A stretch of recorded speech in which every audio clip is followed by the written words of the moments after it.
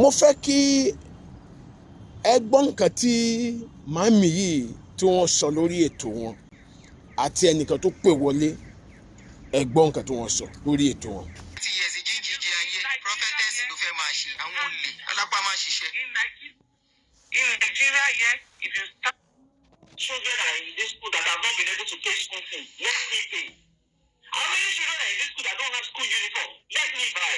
How many children are in this school that don't have books, that don't have school shoes, that don't have school bags? Let me do it. It's not charitable enough. Happy. If you go to one school, you say, okay, this is Christmas period, you get caterers to cook, they pack the food, and you take the food. God bless you. You take the food to motherless babies home, you share it for them, you share drinks, you carry people to dance with the children there. Is that not charitable enough?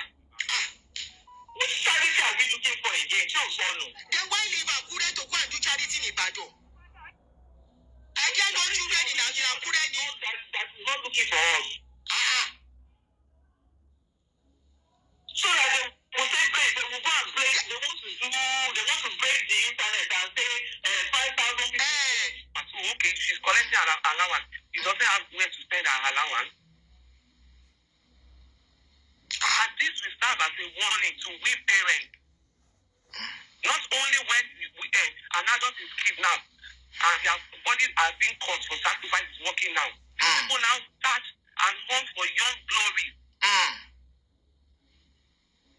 Ọmọ 30 years jíjí ayé prophetess ló fẹ́ máa ṣe àwọn olè alápá máa ṣiṣẹ́.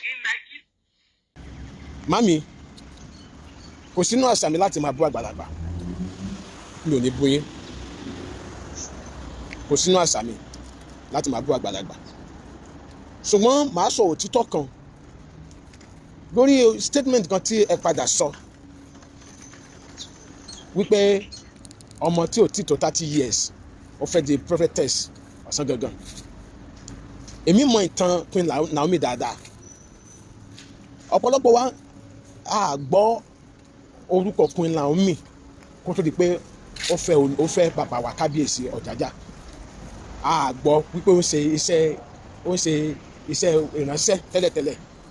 So nígbà tó kúrò lọ́dọ̀ bàbá tàbí ìgbà tí kéèsì wọn bàbá ṣẹlẹ̀ lọ́pọ̀lọpọ̀ ṣẹ̀ mọ̀ pé ìránṣẹ́ Ọlọ́run ni. Ẹ̀sùn kì í ṣe pé Queen Naomi ṣẹ̀ṣẹ̀ bẹ̀rẹ̀ iṣẹ́ ìránṣẹ́ ṣíṣe. Ṣé ń gbọ́ mi mà? Kódà kó tó fẹ́ bàbá ó ti lọ mínísítà ní palace ọba Ifẹ̀ rí. Ní lọ́dọ̀ bàbá Ọ̀jájá yìí ó lọ mínísítà fún wọn rí. Mo ti mọ Queen Naomi kì í ṣe ní kì í sànà. Mo rántí ní Ondo State tí àwọn kan wọ́n gbé lọ sí bí ìlú méjì mẹ́ta fún ìsọjí náwọn kan tó pé àwọn kan ìlú kọ̀ọ̀kan máa ń invite nígbà yẹn tó kìkì ẹ̀ kan l'Ondo State nígbà yẹn pé ọmọbìnrin kan wà tọ́lọ́run ṣẹ̀ṣẹ̀ ń lò àwọn tó bá wà ní Ondo State máa jẹ́ mi ní wọ́n máa já mi ọ̀rọ̀ tí mò ń sọ yìí tó òkìkí kan gbà yẹn pé ọmọbìnrin kan wà tí Ọlọ́run ń lò tọ́lọ́run tọwọ́ ẹ̀ ṣe iṣẹ́ ìyanu tọ́lọ́run gba inú ẹ̀ sọ̀rọ̀ ìyẹn Queen Naomi yìí nígbà yẹn. So kì í ṣe pé bí yàwó kan dédé jáde lọ́sàn gangan pé òun ṣe wòlíì. Àwa tá a wà l'Ondo State máa já mi ọ̀rọ̀ tí mò ń sọ yìí. Kódà tó di pé òkìkí ẹ̀ tó wá bú jáde ní sáà tí mò ń sọ yìí. Lákùrẹ́ àwọn tó bá mọ̀ wọ́n mọ bọ́lá ṣe ń lò nínú ìjọ tó wà gan. Nígbà tí Ọlọ́run tẹ̀ tí ì sọ wípé òkìkí ẹ̀ tó máa jáde tó bẹ́ẹ̀ mi ṣe ń sọ yẹn nígbà tí mo ní òkìkí ẹ̀ jáde yẹn. Àwọn tó mọ̀ nínú ìjọ ẹ̀ wọ́n mọ bọ́lá ṣe ń lò. Nígbà tó lọ́run wá sọ wípé òun tó máa sọ di ògo tí gbogbo state máa mọ̀ nígbà yẹn gbogbo àìlà mọ̀ l'Ondo State. So gbé ọmọ tí ó ti pé 30 years ẹ ó fẹ́ di wòlíì ọ̀sán gangan. Mami kò rí bẹ́ẹ̀ mà. Kò rí bẹ́ẹ̀ mà. Oyè yín mà ó ní mo fi sọ pé mi kì í búyàn bọ́s sọ pé ẹ̀yin lè máa mọ̀ nǹkan tẹ̀yin ń gbọ́ lórí social media lẹ́yìn fi sọ̀rọ̀ tàbí nǹkan tẹ̀yin gbọ́ nǹkan tó ọ̀pọ̀lọpọ̀ gbọ́. Then pé ẹ tún sọ wípé ṣé kò lè ṣe charity ẹ̀ lákùrẹ́ ni. Sẹ́rí nǹkan charity tó ń ṣe NGO tó ń ràn ẹ má gbàgbé pé ẹlòmíì wà tó yẹ pé kò lè dá fowó rẹ̀ rọ̀nà NGO even nǹkan olójú ẹ̀ tó lè dá fowó rẹ̀ rọ̀nà NGO. Nígbà míì wà á máa ń rí àwọn ará ìta tí wọ́n máa ń nawọ́ sírú NGO bẹ́ẹ̀ pé ok mo support NGO yìí so pé mi ò rò pé ó ní èèwọ̀ tó bá wò ní wò pé má jẹ́ n limit àǹfààní sí state mi nìkan because ọmọ Ọ̀yọ́ state tó náà bá ń jẹ́ni tó jẹ́ pé bí àwọn náà máa ń support irú NGO bẹ́ẹ̀ tó bá gbọ́ pé wọ́n gbérù nǹkan bẹ́ẹ̀ lọ sí state ẹ̀ inú ẹ̀ máa dùn á tún encourage láti máa ṣe sí. ọmọ Ìbàdàn tó bá jẹ́ pé òun náà máa ń support NGO bẹ́ẹ̀ tó gbọ́ pé wọ́n gbé nǹkan bẹ́ẹ̀ lọ sí Ìbàdàn inú ẹ̀ máa dùn, á tún encourage láti máa ṣe sí. sọmọ tí mo bá jẹ́ ọmọ Ondo state àbí mo jẹ́ ọmọ Ọ̀ṣun state àbí mo jẹ́ ọmọ Èkìtì state ok kí n jẹ́ ọmọ Èkìtì state kí n máa support NGO kan tí mo lọ pé NGO yẹn gbogbo nǹkan tó máa ń ṣe àwọn ọmọ state yẹn nìkan ló ń benefit, màá fẹ́ stop láti máa support NGO bẹ́ẹ̀ náà.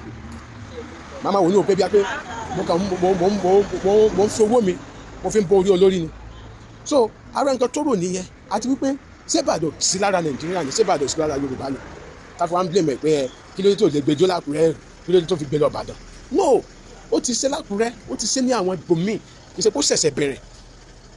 so kì í ṣe pé àkóyò òṣìṣẹ́ ẹ̀ṣẹ̀ àkótó ẹ̀ka blame ẹ̀ tó lóun gan bó ṣe wà yìí ipò tó wà báyìí kí nìyẹn sì mú lára, ó sì mú lára gan torí abiyamọ lòun náà.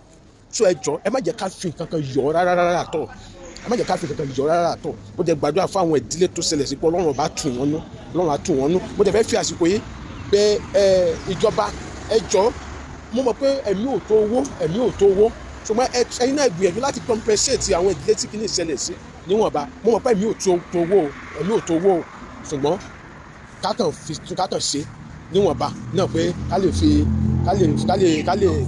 fi ìjọba ènìyàn hàn. ó jẹ́ bó ṣe jẹ́. Adéọmọ Adé lórúkọ mi. Ire ó dàbọ̀.